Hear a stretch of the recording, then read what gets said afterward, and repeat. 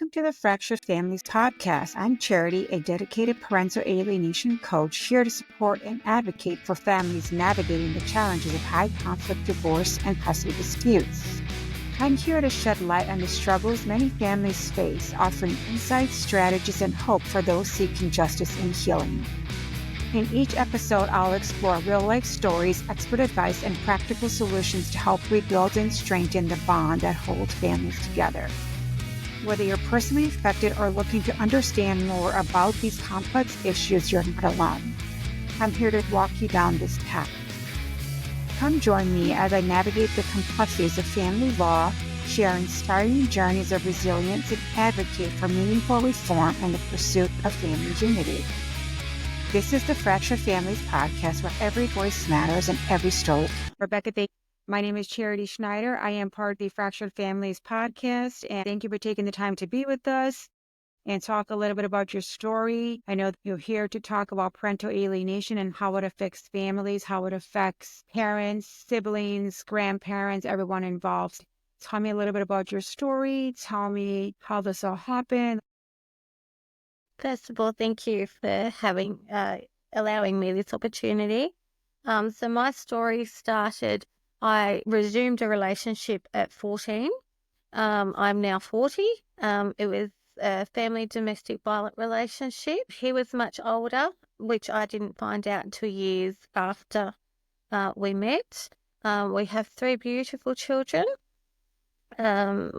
So in 5 years ago, we moved to another state to get away from family violence. Now, in this whole thing, I've had 5 police family violence orders to protect myself and my children. 2 years ago, he on a visit, he took our daughter. She was 11 at the time, nearly 12. He took her and withheld her in a tool to coerce me back into the relationship. I was completely cut off from her. He was the gatekeeper. Now at this point, we're in 2 different states. I flew up to try to get her. In a week, when he allowed me to see her, she completely thought that I had left her and I didn't want her. And she was crying. In a week of being apart, she was looking at me, just smiling, and it was like she was trying to remember who I was. In that time, he kept saying to me, "Don't you want your family back? Isn't your family me? Doesn't that include me?" Now, the problem is I had no court orders. I had nothing to protect me from or helping me get my daughter back. He was due to go face charges in court in a few months, so I thought he would actually go to jail, meaning I would get my daughter back. That didn't happen. The day after he left court, he called me and says, "Come get your daughter." I ran 15 minutes to get her and she wasn't there. It was only him wanting to talk to me about resuming our relationship. So in this time, my daughter, I got a call that my daughter was in hospital. I got on a plane, flew up. She couldn't walk. She is being diagnosed with a functional neurological disorder due to trauma. Yes, so she couldn't walk. Child Protection Services have deemed my child at moderate risk of harm. The problem is that it's not significant risk of harm for her to be removed from that situation, and she is and he engaged in functional family therapy. Functional family therapy is a statutory response to child abuse, and it works with the family for 6 months, but it does not work with me in re-engagement. It only works with people in the home. In this process, I engaged a family lawyer for a recovery order. That was not granted to me because there was some time that I hadn't acted. So for a few months and through all this, and I thought he would go to jail, I should have acted straight away. But given the coercion and looking back and reflecting on, I believed that I would get her back. So I am currently fighting just to see her. How long has it been since you've seen her? been over a year. I've gone from her primary caregiver, where she has been thriving, like always thrived, happy, confident, involved in community projects, a bit of a leader. She was such a beautiful character. She shaved the side of her head, went to school and said, you don't have to have long, beautiful hair to be classed as beautiful. So she was really an advocate. And now she's gone from that. She had a scholarship at school to now not going to school. From what I've been told, she's too scared to leave the house. She has behavioural issues. She's punching people in the face. And she's involved with mental health, a counsellor. The counsellor, unfortunately, has no education awareness of these behaviours or any idea of, trauma coerced attachment. No, like it's so my daughter has said she believes that she was bashed with baseball bats and locked indoors in my care, which is Absurd. completely and where the evidence is coming out slowly is my ex-partner had contacted someone and said my partner had done that.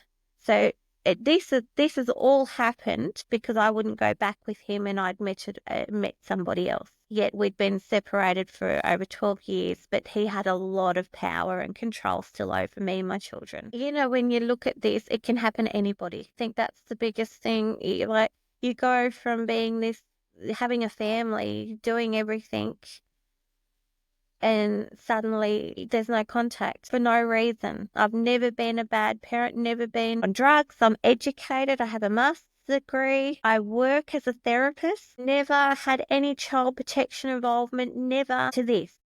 I think what happens in situations like this for many parents is that when this first starts happening, you don't realize how fast that transition from a loving mother to the culprit happens, right? You think, I've been part of my daughter's life. I've raised her. I've been one of the primary caregivers. She trusts me. We have a great relationship. And in as little as a week, you can significantly see the impact of coercive control on their mind. I think when you're in the middle of this, you don't truly grasp how quickly this deteriorates. It's unbelievable until you experience it. It's unbelievable. I myself as a therapist, I had not really any education on what they say is parental alienation, but now it's completely changed, and it's completely changed me as a person and how I work with people. Yeah. And that's what it should be, right? It's the lack of awareness and education around it from therapists, from primary caregivers, physicians, educators, lawyers, judges, the list goes on, right? If you're not recognizing it, you're working against it because it's so confusing to them that there's no possible way that they can process that a child would, for no apparent reason, turn against a loving parent. They don't realize how quickly that happens. And that child starts immediately live in fear. Yes. They won't dare challenge that other parent because, one, they've lost you. In your case, her mother, right? All of a sudden, you're gone. And he's telling her it's because of all these horrific things you've done. Now she realizes, why, now I only have one parent, right? I wouldn't dare challenge that parent because then who's going to take care of me? And it's through isolation. Like I've noticed that he really, like I had tried to go to the court and said, just give me supervised visits. Like I will fly to another state, even for 2 hours, just for supervised visits, because I know if I can just spend a little bit of time with her, she will remember we had such a secure attachment. It's gobsmacking, and connections to family. My mum, her pop, her uncles, she's completely isolated from everybody. Well, that's the alienating parent's goal. How could they continue to control the narrative if they give other people access to your child? How could they continue to manipulate your child if they allow people who care about her, who know the truth, to come into her life and tell her that? He won't dare let anybody change that narrative. And by isolating her is how he controls that. It is. And I kept saying to child protection and to the courts and everything, I said, you have a historical, documented picture of the violence I've gone through. That's documented, the controlling behaviour to the fact it was so severe. I mean, all of my education I did online, and he would hide my assignments. I had to dress a certain way. I had to look a certain way. This is all documented because outside people made reports. As an adult, I needed intervention to get out of there. Yet they're leaving this responsibility to protect herself. I just still can't comprehend it. It's unbelievable. It's basic common sense. If you look at domestic violence and power and control dynamic, it's crazy. So where are you in the legal process now? In the midst of this, I wrote a book, which I had to stop publication because even though it was all put in different names, the ex wasn't happy about that book because he found out. Can I interject and ask, how did he find out? So I've been helping other families going through this. In my role, I was working as a family law counsellor, and I was helping other people. And one of the other parents that was alienating a father, they started colluding. The book was raising awareness around parental alienation. So with this, I heard that my daughter, they were trying to diagnose her with autism, which she's never, my sons have autism, like on the spectrum. My daughter, and I knew it was trauma. So all her social media is monitored, and she posted something. So I filed a notice of discontinuance in court because I was fearful for her safety if I kept pushing and her psychological decline. I filed that. And then she posted something saying she can't even fight. She can't do nothing.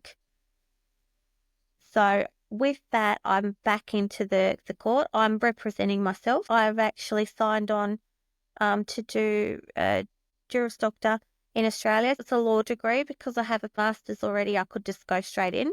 So I'm starting a law degree in 2 weeks because I don't feel there's enough. I want to help people. And if I can do this and help others, I also help my daughters. I'm fighting back in the court, but I'm self-representing because I just feel like it's a system that they're allowing this to happen. There's no ethical, moral principles, and I feel like they know what's going on. They're starting to see the truth. Like, how can a child just decline so significantly when there was nothing previously wrong? I feel unheard, and I feel like the only way to have a voice is to get myself educated to help others. Me and my friends have gone everywhere. We've gone to politicians. We've even gone to our Prime Minister. I have a response from the Prime Minister, which was referred back to the place I work for assistance. What was the response? Reach out to the place I work for some education and support. That's so bad. Yes. It was a bit of a kick in the guts. So we write letters. I don't know if everyone knows Amanda Sellers.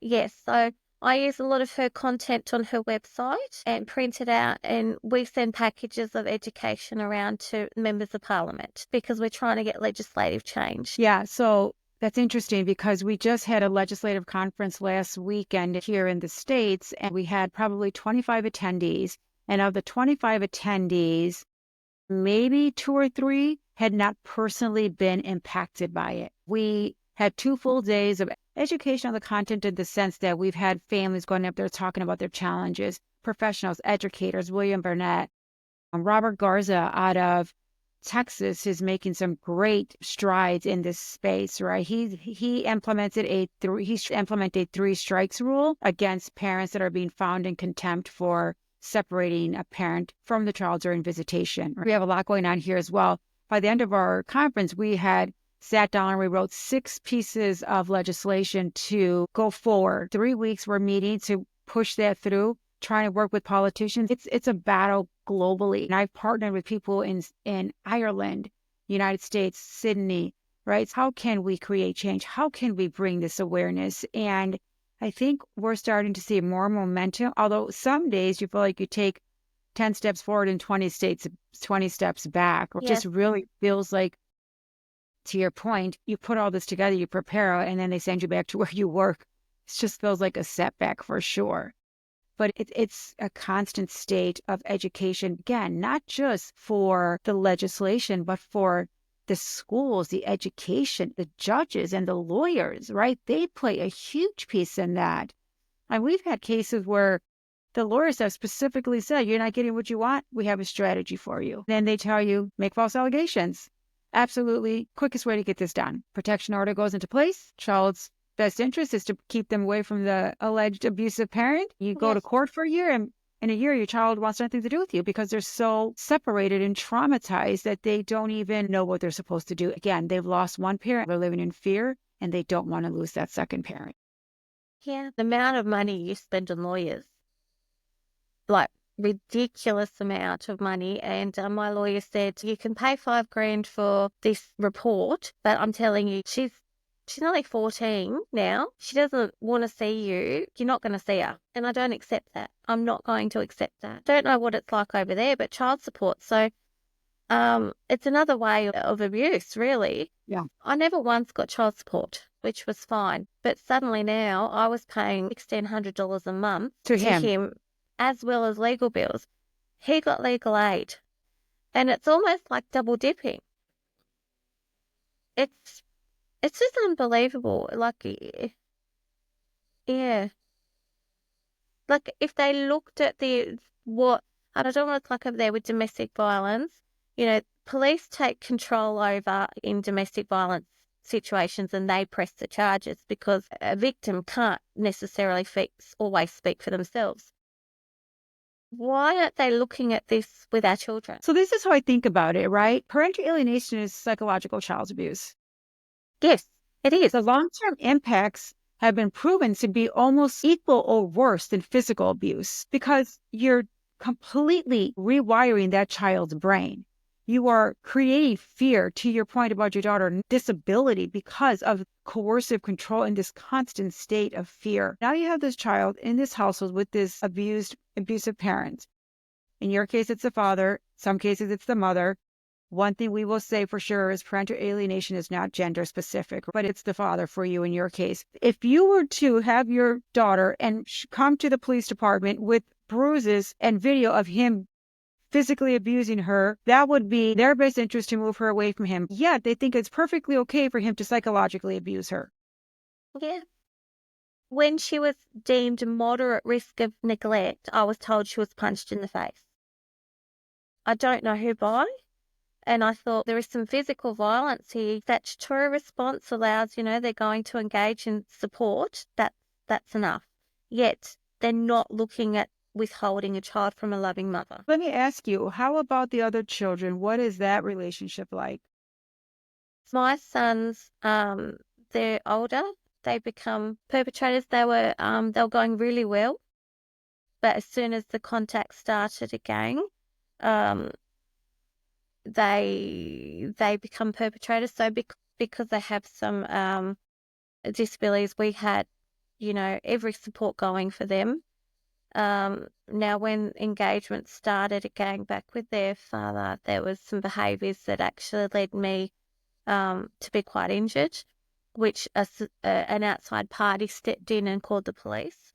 My son decided to go and move with his dad, and then my other son was getting paid to surveillance me, and taps were removed. Everything was locked in the shed. It was like repeated behaviour from what I went through previously. And now they don't talk to me. How long is They don't that? talk to me. Pardon me? How long has it been since you've talked with them? It's been, my son reached out to me, told me my daughter was getting hit. And I said, I'm trying everything. Nobody's believing me. So he did reach out. It's been just under a year with him. This is the most heartbreaking thing. I found out my son was in a car accident. Well, his car set on fire. I had messages 2 months after this happened that my son was on the national news. His car had set on fire. He had gone to hospital with significant burns to his body, and he saved his girlfriend. And I was completely, the heartache and the heartbreak, you cannot even, I tried to reach out to him. Now, in the whole midst of this, both of my sons ended up in hospital, both needing their surgery on their wrists. So they had both punched something. I flew straight up, went to the hospital, and my son sat with my son with me. He was fine. I was tickling him. And then he asked me why I'd got rid of everything in his room. And I said, I painted it the colour you wanted as a surprise, but your room's there. I don't know what he was told, but when his father come back in contact, his father said, go and buy him a phone. And my son said to me, go buy me a phone now, you bitch. So sorry for swearing, but I had to walk away because whilst they're in that environment, but they're beautiful boys. I just want to make that they are the most beautiful, loving boys, but in a toxic environment, they're victims as well. They become a byproduct of their environment. Yes. Yes. They become a byproduct of their environment. And the sad part is, Rebecca, it doesn't erase at their core who they are, but that behavior influences who they will become. And that's the abuse, right? That's where the judges, the courts, the legislation, that's the piece that they're missing. We're creating generational trauma with our children because they're not allowing us to intervene and separate them from that trauma. Yeah, it's heartbreaking. Everybody that knows me with my children. We have such a beautiful foundation of love and lots of memories. So it's really hard to sit here and think that they're not in my life at this moment. And I say at this moment because I'm not going to stop. Well, you're doing something that we get a lot of questions. What do you recommend a parent to do? Well, I don't know what it's like in the States with legislation. What I tell every parent going through this kind of thing is get official court orders in place. So if one child is removed, then there are legal things that can step in and intervene. Like I had nothing, so police couldn't go and get her. Domestic violence. Like, to me, I know I'm probably going to cop a lot of shit for this. I'm sorry for swearing again, but it's not gendered. I see both people going through domestic violence. I know most people think it is gendered, but I see both. Do not stay in domestic violence for your children. I was 14, he was 21. I'd come from sexual abuse as a child. I had a very traumatic upbringing. So I essentially went into something safe. But as coercion really impacted a lot. There were times when I tried to get out, but I thought that I was taking my children from their dad. And I'd never wanted that. But do not stay in domestic violence for your children, because whilst you think you're staying there for them, they are going to also be the reason why you leave. Don't delay. I stayed too long. Oh, we hear that a lot, right? I have my coaching business and I talk to a lot of alienated parents. I don't work with alienated children and I don't work with alienating parents, but I work with a lot of alienated parents, and it's a very common theme that I stayed too long. I stayed because I wanted to protect the child or the children. I stayed because I knew he or she was a narcissist. He or she had borderline personality disorder, and I felt like staying in that relationship would allow me to protect my child. What a lot of these parents don't realize is that the alienation starts before you even end that relationship. The Yes. alienation starts during that marriage, during that co-parenting in the household as husband, wife, or partners. When you're in it, whether it's domestic violence or psychological abuse or verbal abuse, there are very healthy marriages that fall apart After the marriage ends, the alienation starts, and they were like, I missed it. You missed it because you were out working or whatever it is you're doing. But it happens under the same roof where you're raising your kids. And that's a big piece that we all overlook. And I get a lot of, I should have left sooner, but I wanted to stay and protect my child. And in the end, for parents like your ex, if their goal is to hurt you, it doesn't matter how long you stay, they're going to hurt you no matter what. Yeah, because they take away the one thing that is the most important thing. Nothing can compare to the love that you have for your children. Yeah. And And they the know desire that's to be in their life. and they recognize that's the one thing that will bring you to your knees. Yes. And that's one aspect, education and awareness for professionals out there is because I was so impacted by what was going on, my mental health took its toll. I become the one that was crazy because I was trying to fight, and yet they think, oh, you're crazy. They think you have mental health. And, I went to a psychiatrist because it was court ordered for me to get a mental health check. Me being, I work in the field, yet I was flipped to be crazy. They weren't looking at the domestic violence at all. Oh, it must be her because your daughter's saying that you had a baseball bat and locked her in a room. Never had any locks on any of the. But I went to the psychiatrist and he said, you have depression, you have PTSD, and this circumstance is. But the services think that you're crazy, and I think that's the saddest thing about it. Yeah. And I talk about it all the time is how you present as the alienated or the alienating parent.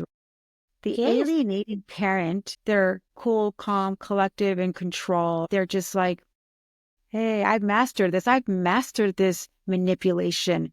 And then as the alienated parent, you're agitated, angry, right? You're annoyed. You have all these emotions because how do you not see this? How did this not make sense to you? How could you not recognize it? And so your emotions are going and you're just in shock about it. And they're like, oh yeah, definitely the problem right there. Yes, they do. They don't consider the grief that you're experiencing from Because they don't suddenly believe it. having your children ripped from you. Yes. The challenge is, on the other hand, this is what I deal with. This is every day what my daughter deals with.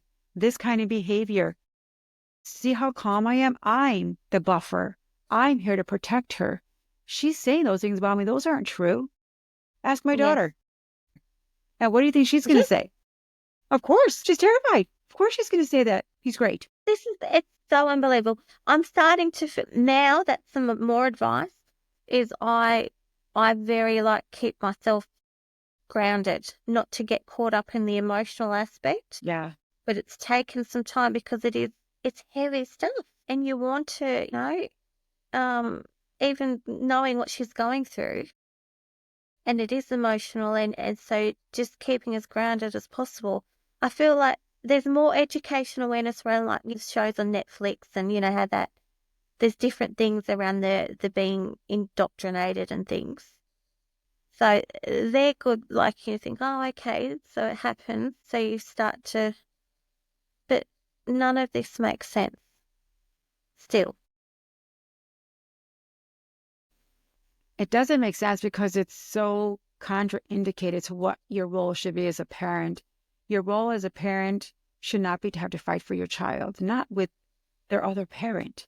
When you go into matrimony, you don't say, oh, I better be ready to fight. You think, I love this person. We're going to have a family. And sometimes things don't work out, but I promise to commit to being the best two parents we can be in this already traumatizing event because we're getting divorced. Divorce in itself for children is so traumatic, and they take it to a whole new level. It's unforgivable. It is unforgivable.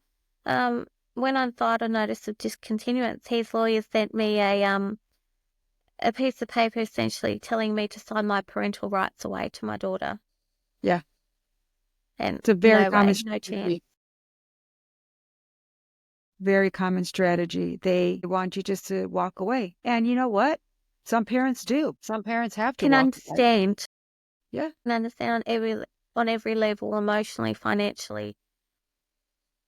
day-to-day functioning. And not to mention, you think about the situation, the impact it has on the target parent, and the amount of emotional burden this has on that alienated parent when they try to relaunch their life.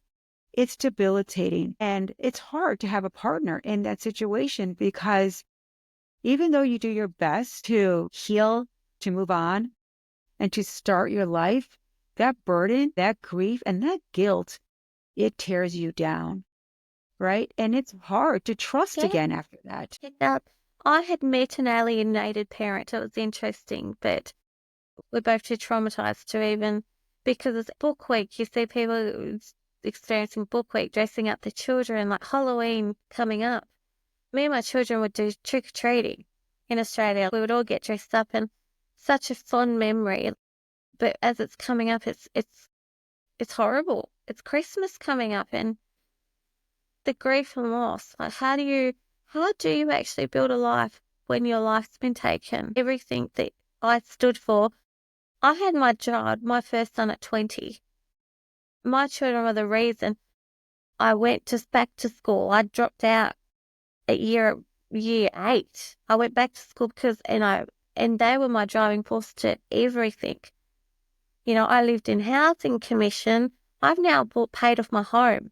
Every drive I've had in my life is to create a better future for them. How do you suddenly, try to live your life when grief and everything, that were my purpose? Every birthday is a trigger. Every holiday is a trigger. Not that you're jealous or you're angry, but it becomes hard to be around other loving families because that pain of what you should have is there. It's real. It does, and work meetings, when you go around the table, tell us what this week brought. And it's like, I've removed myself from that environment because it's too painful. You know what the hardest part above all this that you've talked about already is who you share it with. As an alienated parent, what I found when I work with my parents is they don't want to talk about this to people. They're embarrassed because the first thing people say to you is, what did you do to deserve that? Yeah. I didn't do anything.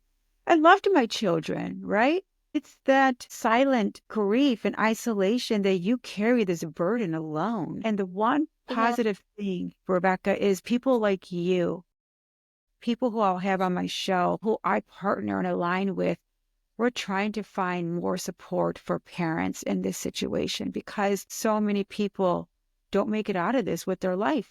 They walk away and they take their life with them. One day, their child will grow. They will be adults. And the hope is for you that your children will say, wow, my mom did fight for me. I'm a grown adult and I'm going back to her. And hopefully that happens, right? But what happens when that parent doesn't have that strength to keep fighting and that child realizes this? Now they carry that grief with them as well. They do. And that's one thing. I have come across people that have committed suicide in this battle. A few months ago, one in my community, he had lost access to his girls through separation, and the burden of the legal fees he just didn't have, and he took his life. I know this is so hard, but we have to fight. We have to keep going. Turn this pain into purpose. We have to keep fighting because our children need us too. They need us more than ever now because they are victims. They are victims. And you're right. If I can say anything to any parent, I would say fight the legislation, the education system, the judicial system, the legal system. Make your voice heard. So one day when your child comes back and they say, what have you done? How were you trying to change this? You can show them. This is what I've been doing. Absolutely. Okay, if you're having a really hard day, that's okay. Don't beat yourself up because what we're going through is the most terrific. If you do need to have a day, but stay well as best as you can. Self-care and your own emotional well-being because they need us to be okay when they come back. Yeah, great. All right. Yeah. We have a few minutes left. Anything you want to close out with? Any final No, thoughts? I just want to say how grateful I am for you and the work that you're doing too, because we need this, and the more people that are doing this is going to change. So thank you so much for everything you're doing. We all have Yeah. our battles, but I have to immerse myself in this to create change for families because so many lives are ruined. Yeah. So you're Well, thank you turning, so yes, much. purpose. Well, you know how to reach me, and as we get going and we start to bring more awareness, we would love to have you back. It's important that we all hear and that, Rebecca, you are taking this to a whole nother level that some parents don't have the strength to do. I understand that, but we need to keep going, guys. We really do, because our children love us and they Good.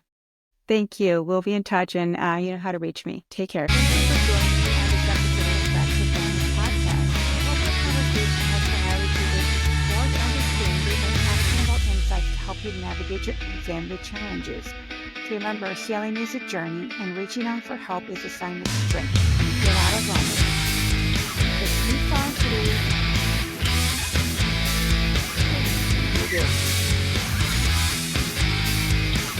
if you found value in today's episode, please subscribe, rate, and leave a review. Your support helps us reach more families and